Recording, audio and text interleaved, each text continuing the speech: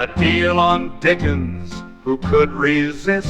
A stack of Austen, warmly kissed. Golden Age crime tales twist and turn, every page a treasure to learn. Books keep coming home with me, piles so tall they're all I see. Turn a page and sail the sea, reading always feels so free. Hi, my name is Talia. Welcome to Talia Nerds Out. I was working on my book journal yesterday because I decided to just get a bunch of entries done on Sunday, make use of the fact that, I can do some of the things that I don't do during the week on Sundays of Lent. So I decided to turn YouTube on and just have that going in the background while I went crazy doing my book journal. And while I was doing that, I just realized after, thinking about what I was doing on my book journal that, I have a few book reviews I should probably do that were not of physical books while I'm still thinking about it, because otherwise I can see myself forgetting to review these books, since a lot of times now I read physical books and I have the physical reminder, hey, I need to review this book. But if it's a Kindle book, it's harder for me to remember, or if it's an audiobook. So I'm going to see how many book reviews I can get in before I need to run to do Office of Morning Prayer on my live stream on my other channel. But let's see how many reviews I can, pop in here. So this particular video is to be a quick review of Christiana Brand's book, Death in High Heels. This is let's see, who is it? Inspector Charlesworth mystery. I'm not sure how many books she wrote with this particular inspector. I'm going to show you the journal entry. This is the cover I've most frequently seen. Then there's this cover, this one here. I like the full cover of this one. This is only cut out a part of it. This cover here. And this is the British Library Crime Classics cover that was just released fairly recently. So, if you can see, this book was a 3-star read for me. Not my first Christiana Brand book. Of the ones I've read so far, I'm not sure which one I like best, but I do know that for me, this is the one I like least. A huge part of that is the inspector, because this was a solid enough mystery. There were plenty of opportunities and motives set up and considered for all the different suspects. But this detective, a big part of his character, he's kind of a lovesick kind of character. Like, he immediately falls for one of the suspects, who also happens to be married. She doesn't do anything to encourage this. He just is having like this weird case of like puppy love. And it's really annoying throughout the mystery. After a while, I just kind of feel like shaking him, because not only is this a character who is like lovesick over another character who is married, this is a detective who is potentially letting this bias distract him. Now, to be fair, there's a point where he acknowledges that he has to make sure that this bias doesn't affect how he goes after the mystery. But it does affect him insofar as he's more inclined to believe her and her alibi, singular, or any story that she might tell because of how he feels about her, which does give him a conflict of interest and means that no matter how hard he tries, he's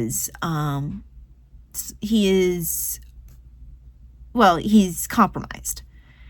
And if it hadn't been for that aspect of his character, I think I would have enjoyed this mystery more. He really was the big problem in this mystery.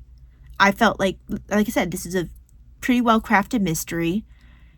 I think that there was enough she's set up very well.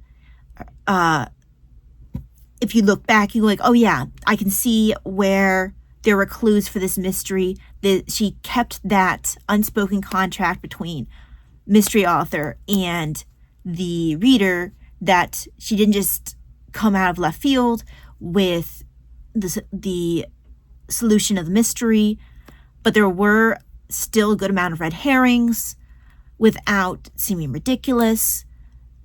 Like I said, a pretty solid mystery.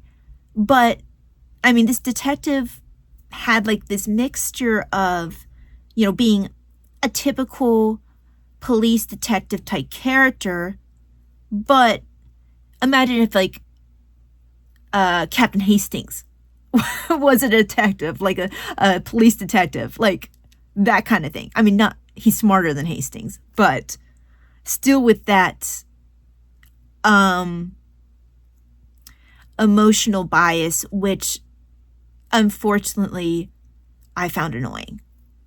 Now, another reader might be able to overlook that, point that to being a human flaw that they might like in this character.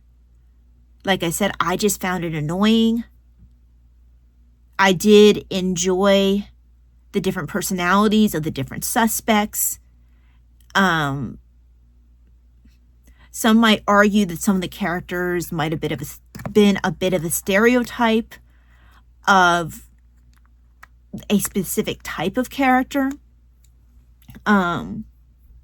This is a story that occurs in like a high-end designer type shop where they have multiple shops, and the genius behind that is a man who happens to be gay. Now, some people might argue, well, that's really stereotypical of that kind of character, have them work in a design house. They do make a big point of the fact that this man is a genius in his area. He's he has very good taste. He's very much of the artistic temperament, which does play into the way that he reacts to situations. Now, you could, again, argue that this is stereotyping this particular, stereotyping gay men, but you can also say, well, this is also something you would see with the artistic stereotype regardless. I've read plenty of other books where that's not a part of the character and you still have the artistic temperament. So you could argue one way or another with that. And the reason it actually is important to the plot, this character's preferences, because it is one of the avenues they have to examine when they're considering what each character's motive may or may not be. So it's not like it's just window dressing either. It does have an impact on the plot and the way different suspects have to be considered, particularly this particular suspect,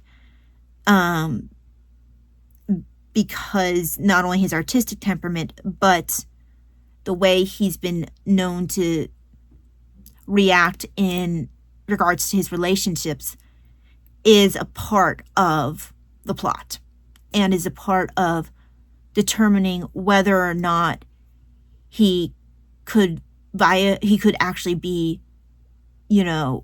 a true contender for who actually was the murderer. So I do like that Christiana Brand doesn't slip in, and this is something I forgot to mention in my review of the Thursday Murder Club.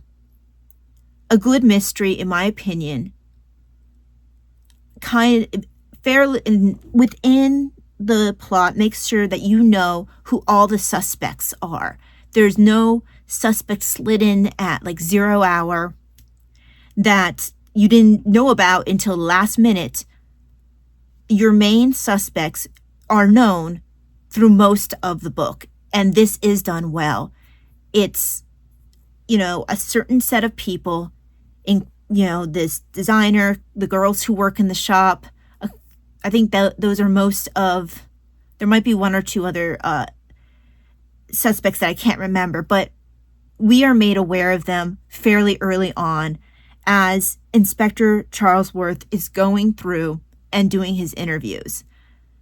So Christiana Brand produces this very solid mystery with characters who have motives that can be very solid motives, with different temperaments that could potentially lead to any one of these people being a good candidate, like I said, for potentially being the murderer. So I did enjoy that. If the detective had been a different person, I probably would have enjoyed this more. I just got sick of the lovesick detective by the end of the book, and he really didn't get any better. I mean, he wasn't a dummy. He did follow up on his clues well. He did actually solve the mystery, unlike some issues I've had with a particular detective in a couple of the Georgette Heyer mysteries, where the mystery is kind of having to be solved by other people around the detective. That's not the case here. This detective absolutely solves his mystery. He's just a lovesick idiot. So that, different people, different readers might have a different, level of desire to deal with that kind of character. So 3-star read for me. Christiana Brand is a solid mystery writer. She was a member of the Detection Club. I'm not sure which number mystery this is for her. I want to say this is like either 3 or 4, with, I think her first one might have been Heads You Lose. I want to then say maybe Green for Murder, but I can't remember. I believe it's called Green for Murder. And I'm not sure where Death in High Heels lands. It's either 3 or 4, I think. But yes, solid mystery. Not my favorite, but that's because of the detective. Anyway, so I did enjoy putting together this journal spread, though. So hope that you got something out of this book review. I would not discourage anyone from reading this mystery. It didn't feel like a waste of my time. It just wasn't my favorite. Anyway, have a wonderful day, and I will see you the next time. God bless. Bye-bye. Books keep coming home with me. Piles so tall, they're all I see. Turn a page and sail the sea. Reading always feels so free.